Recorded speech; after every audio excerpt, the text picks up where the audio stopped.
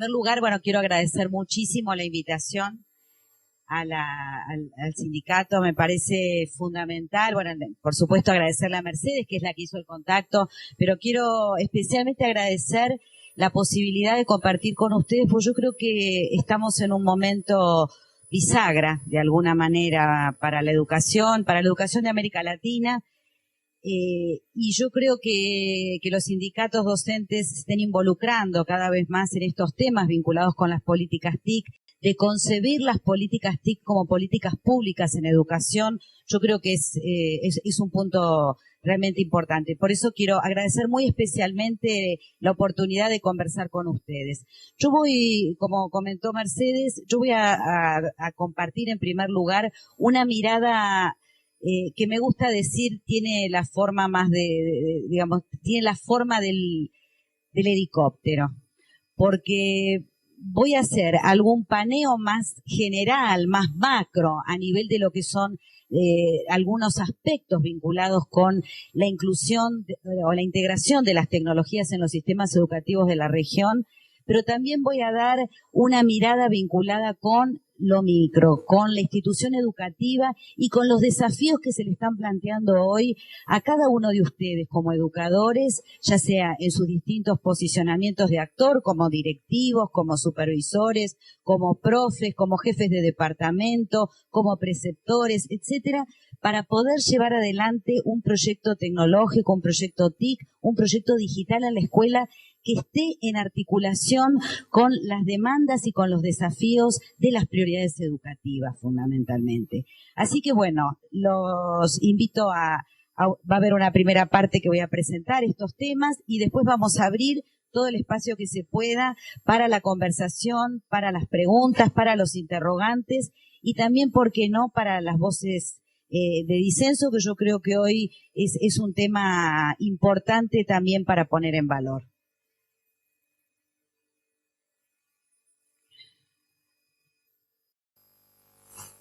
Hay tres preguntas que me vienen acompañando hace un tiempo en relación con los proyectos TIC, con la gestión, con las políticas TIC en educación, y que surgen de una pregunta que me hizo hace un tiempo una docente de escuela, una directora, de escuela rural de la provincia de Buenos Aires, que me decía, con todo lo que nos falta en nuestras escuelas, en mi escuela en particular, ¿por qué vale la pena hacer este esfuerzo?, ¿no? Y cuando digo esta idea de esfuerzo, no es solo un esfuerzo financiero, es un esfuerzo de capacitación, es un esfuerzo de formación, esfuerzo vinculado con los cambios a nivel de la cultura dentro de la escuela. Entonces, bueno, a partir de eso, que es esta primer pregunta que comparto con ustedes, que tiene que ver con el sentido de la integración de las tecnologías ubicuas en los sistemas educativos y en las escuelas, me parece que forma parte, digamos, va a ser la primera cuestión que quiero enfocar hoy. Pero también hay dos preguntas que tienen que ver con el corazón pedagógico y que hacen a la primera de ellas, que es cómo las tecnologías van a poder realmente plantear un diferencial en relación con que los estudiantes aprendan más, mejor y distinto, y nosotros como educadores podamos enseñar mucho más significativamente. Entonces yo creo que esta segunda pregunta me lleva también a plantear la tercera, que hace a pensar la integración tecnológica no como más de lo mismo, sino como realmente un cambio de fondo, un cambio estructural, un cambio que pueda mover aquello que se planteó recién en la presentación, espacios, tiempos, agrupamientos, presencialidad y virtualidad, aspectos de la organización que muchas veces en nuestras instituciones aparecen como naturalizados, es decir, aquellas cuestiones que se dan per se, como si formaran parte de la propuesta educativa y no tuviéramos otra manera de hacer escuela. En relación con la primera pregunta del sentido, hay una frase de Saramago en una de sus novelas que me encanta, que dice: parecía que habíamos llegado al final del camino y resulta que era solo una curva abierta a otro paisaje y a nuevas curiosidades. Esta idea de Saramago de territorios para abordar, de caminos que nos lleva a nuevos desafíos, y que de alguna manera a mí me gusta compartirla porque da sensación y pincelada de clima de época. De esta época que nos tocó vivir y que mucho tiene que ver en la conversación que teníamos recién en el cafecito mientras esperábamos con las colegas que van a dar el taller. Aparecía esta idea de la incertidumbre, ¿no? Esta idea de recorridos, de nuevos trayectos, y que también tiene mucho que ver con esta idea de que el cambio lo podemos gestionar. Pero para poder concebir esta idea de que el cambio se puede gestionar, que puedo intervenir en estos procesos de cambio y planificarlos, también tengo que tener presente que la imagen objetivo en la planificación de los proyectos y de las políticas también se modifica. Que cuando yo llego, seguramente esa imagen objetivo, ese norte, se modificó, pero en el transcurso también me modifiqué yo como actor.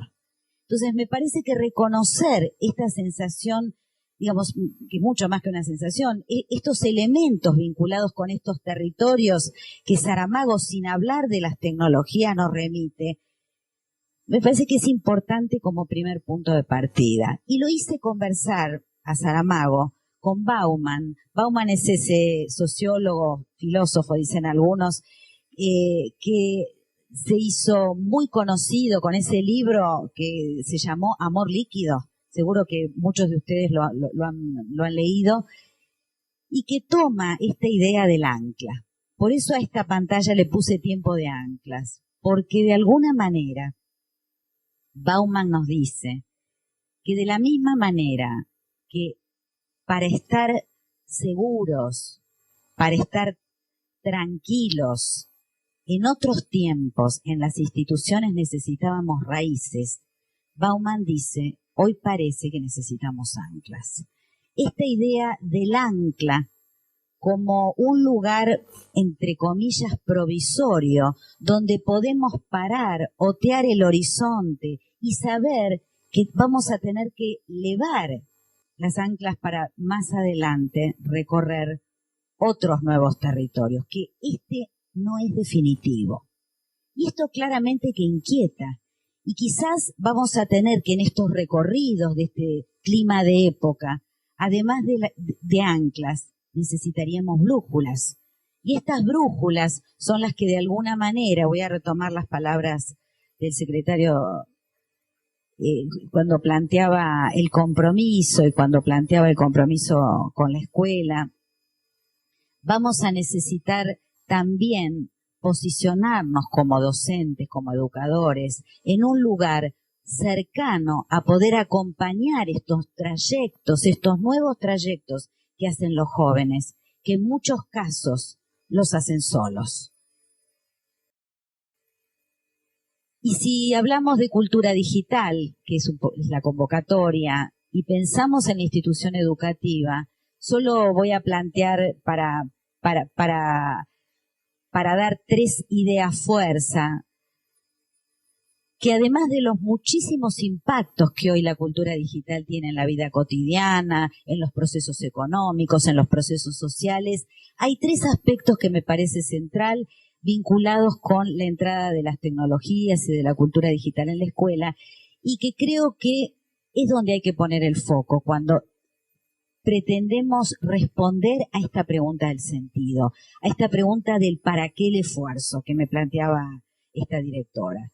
En primer lugar, yo creo que voy a ser muy simplista, quizás, y ustedes me van a disculpar, pero de alguna manera hay quienes piensan que esto es una época de cambios. Es decir, todo esto que estamos viviendo vinculado con la cultura digital, con las tecnologías ubicuas, los dispositivos móviles, lo que algunos denominan aprendizaje nómade, otros lo llaman aprendizaje ubicuo, tiene la forma de algo conocido.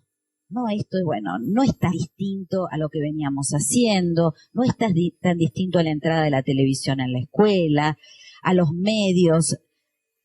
Y hay otros que pensamos que esto no es simplemente un momento de cambio más y que estamos frente a lo que algunos denominan revolución tecnológica, pero que da cuenta de cambios profundos, de cambios de fondo, fundamentalmente a nivel de la construcción, la distribución y el consumo del conocimiento, en relación con los cambios vinculados con la organización y la gestión de las instituciones educativas. Cuando hablo de organización, me refiero a esto que señalaba antes, ¿no? Los tiempos, los espacios, los cambios a nivel de los agrupamientos, no solo de los estudiantes, de los docentes, de los directivos, de los equipos de conducción de las escuelas, de los supervisores, y también cambios a nivel de los sistemas de producción y autoría.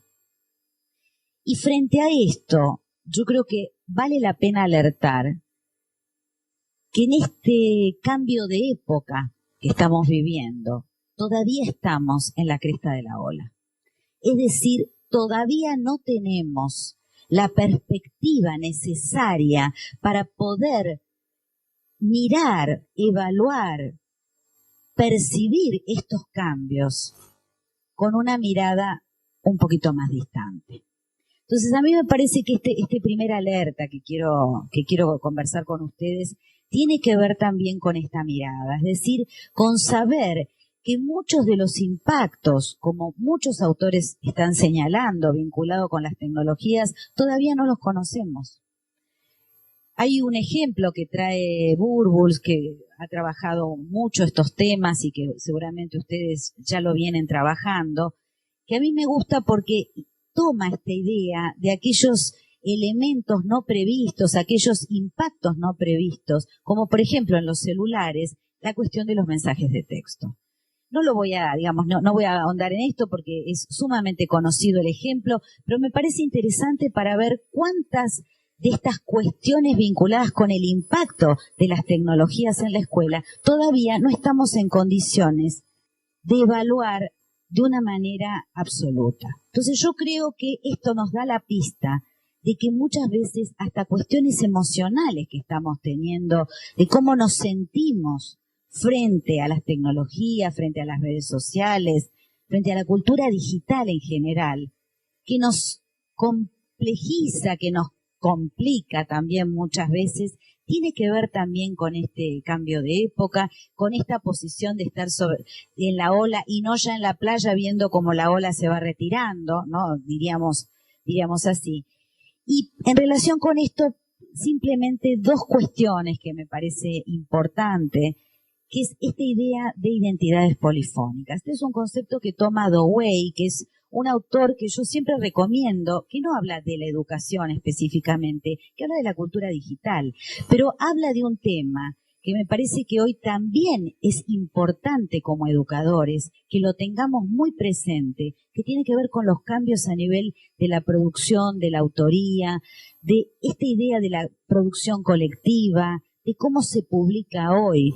Dewey en este libro, que se llama, tiene varios, pero en el libro que en general recomiendo para empezar a meterse con estos temas que a veces los sentimos alejados de nuestra tarea como educadores. El libro se llama La Gran Conversión Digital y él plantea esta idea de identidades polifónicas, ¿no? Es decir, esta cuestión vinculada también con las producciones, con las publicaciones, con los blogs, con las wikis, y también combinado con este concepto que yo creo que hoy, para aquellos que vienen del campo de las letras, del campo de la lengua, es uno de los debates quizás más fuertes que se está dando en relación con las alfabetizaciones híbridas que se están presentando, en relación con, a ver, lo voy a decir de esta manera, lectura en pantalla, lectura en papel. ¿Ha muerto el libro?, preguntan algunos. Es decir, ¿qué está pasando con esta concepción? A mí me gusta plantearlo desde esta idea de alfabetización digital. ¿Cuáles serían, digamos, la concepción atrás de esta idea, de estas nuevas alfabetizaciones? En relación con la pregunta primera, que tiene que ver con el sentido, y en relación también con esta idea que señalaba recién de los cambios que la cultura digital está trayendo fundamentalmente a nivel de la producción, distribución y consumo del conocimiento. comparto esta imagen. Hace ya como 5, casi 6 años, tuve la suerte por un proyecto de investigación de ir a Portugal a trabajar, y en la Universidad de Coimbra, que era donde tenía que ir, me encontré con esta biblioteca. Esta es la biblioteca de la Universidad de Coimbra, que es Patrimonio de la Humanidad. Y fíjense qué interesante, ¿no? Además de la belleza increíble que tiene esta biblioteca, la concepción que hay detrás en relación con el conocimiento.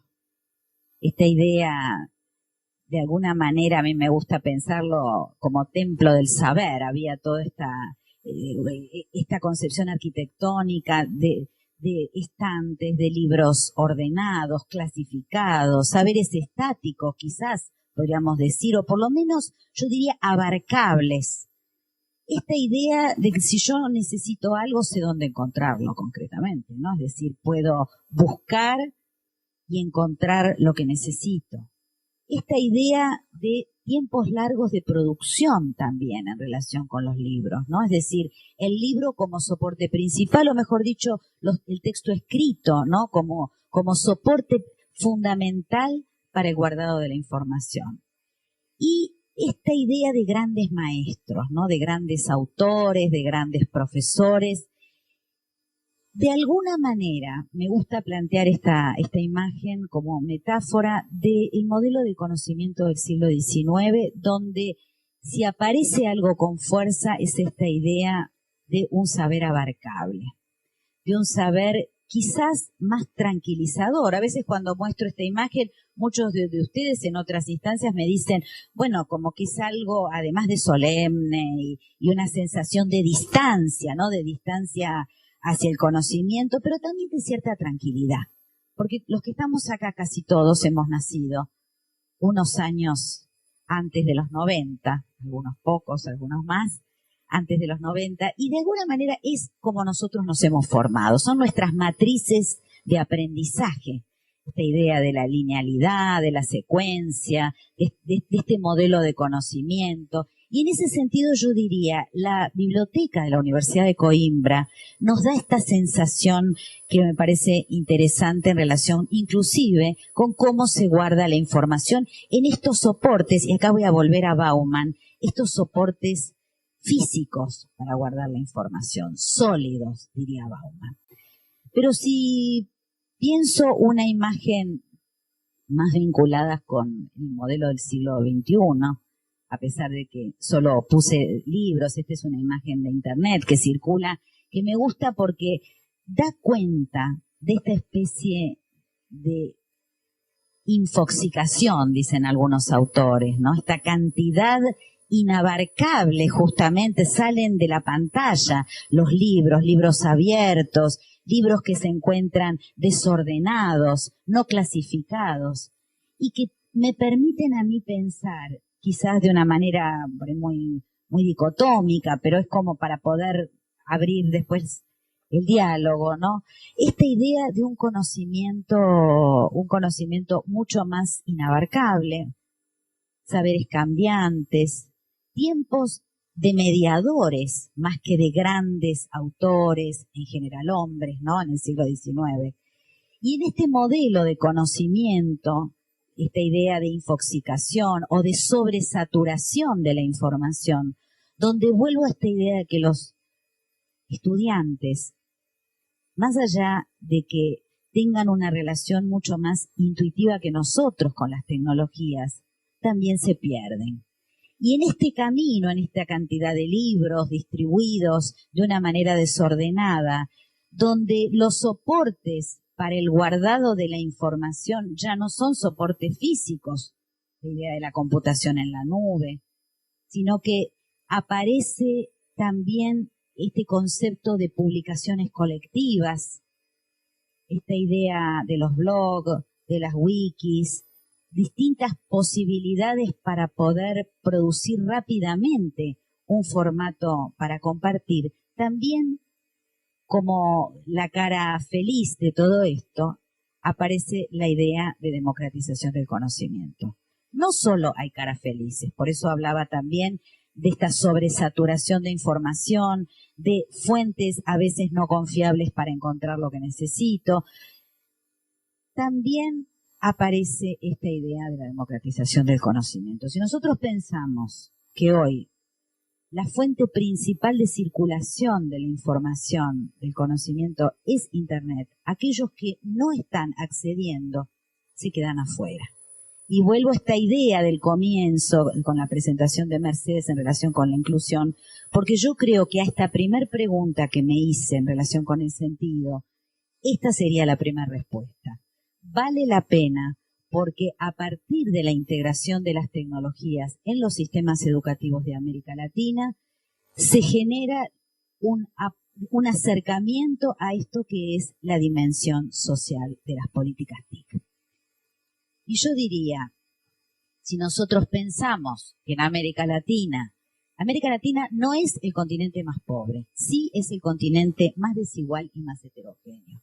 Por eso creo que pensar en la respuesta en relación con el sentido de las políticas que en Argentina se llaman Conectar Igualdad, o las políticas provinciales que hay en muchísimas de las provincias, pero también vinculados con otros programas que hay en otros países de América Latina, yo diría es trabajar desde esta primera cuestión vinculada con que nuestros estudiantes llegan a la escuela, pero no aprenden, o no aprenden todo lo que tendrían que aprender.